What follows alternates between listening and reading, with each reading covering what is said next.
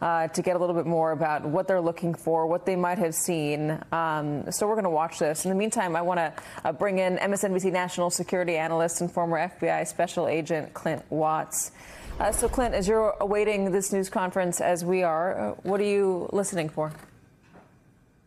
I think the big takeaways, Katie, you were just hitting it there, and Ken mentioned it, is the communications just across the board. Why you would have multiple agencies at this location that couldn't communicate with each other is just a major breakdown. The 40-second warning that Ken was talking about, how did this happen?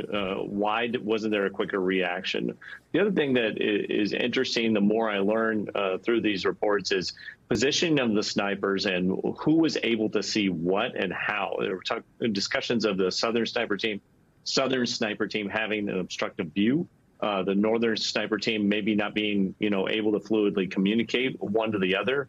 The response and coordination leading up to that day, and that maybe that there was communication gear offered to the Secret Service and coordinating and synchronized with the locals that just wasn't used.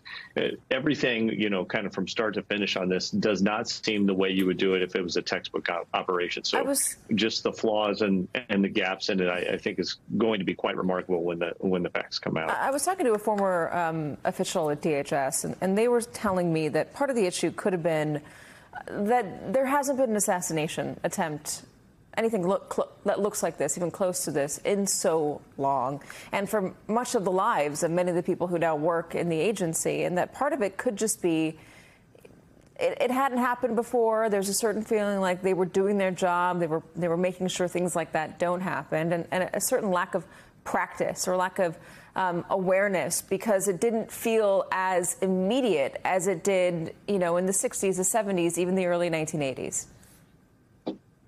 That could be part of it, Katie. Part of it is, just being lackadaisical because it hasn't happened. I think the other part that maybe, we've overlooked is this happened right before the Republican National Convention. And that would probably be the single most important, thing the Secret Service is working on at that time. And just across the board, the capacity of the Secret Service to cover two campaigns, enduring campaigns of a former president and a current president, and the demands that have really been requested of the Secret Service over the last decade, going all the way back to Congressman Giffords being shot in Arizona. When you add all that together, the strain on the agency as a whole to try and staff and prepare for that, for outdoor events, very complex, trying to secure all of those. I think you're right. There is some complacency when you do it over and over and over again and nothing really happens, and you don't have suspicious persons there, and you don't really have adequate threat intelligence. Threat intelligence is usually what drives these things, and in this case, there really wasn't any. And now the crowd has gotten a lot closer to the camera. As we can see, it is the congressional delegation. Madeleine Dean, as we're seeing, Congressman Jason Crow, who I spoke to a little bit earlier, a number of others as well. Again, this is a bipartisan group of lawmakers who are going down to the site of the Donald Trump rally in Butler, Pennsylvania, where there was an attempted assassination just over a month ago. And they're there to get eyes on it, to see for themselves the situation, to see how somebody could have gotten on that roof, to try to understand the terrain itself where Donald Trump was, and again, how somebody, a 20-year-old with a collapsible gun and a scope, could get on that roof and fire multiple shots at a former president who had a high level of Secret Service protection, one that was so close that but for the slight tilt of his head at the exact right second, could have very seriously harmed him, maybe killed him, just grazed his right ear. His right ear.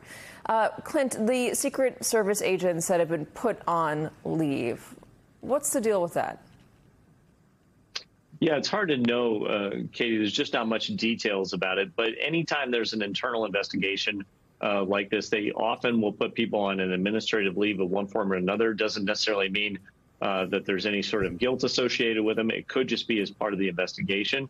They're just trying to conduct and make sure everything is clean and separate from the day-to-day operations of the agency, especially if the investigation is taking up so much of their time. So just looking at this, I've seen this in the military and in law enforcement. Whenever there's an investigation undergoing and you have the chain of command or certain participants in there that are highly distracted by it, it's not unusual for them to be put on administrative leave pending the outcome of the investigation.